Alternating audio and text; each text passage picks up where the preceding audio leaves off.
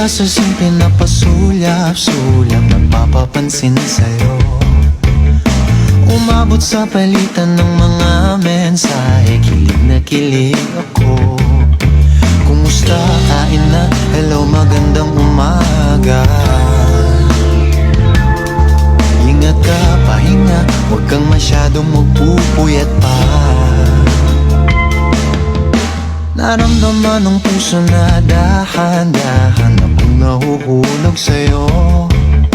Sa kada araw natin na pag-uusap, meron nang namumuo.